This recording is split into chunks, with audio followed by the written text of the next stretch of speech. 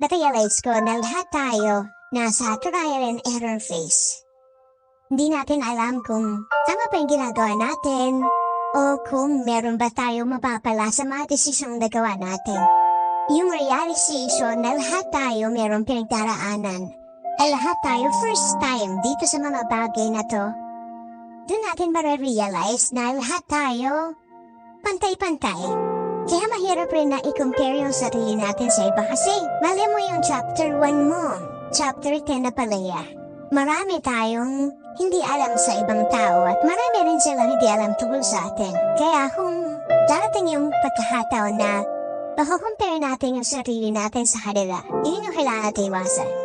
Mahirap, pero kailangan eh. Kaya nga lagi nila sinasabi, compare mo yung sarili mo sa dating ikaw. Kasi dun mo makikita kung nag-improve ka ba, kung meron ba nangyari na maganda sa buhay mo. Yung realization na lahat tayo may pinagdaraanan, dun tayo nagiging pantay-pantay. Lahat tayo may hinaharap. Kaya wag mo i-pressure yung sarili mo sa nangyari sa ibang tao.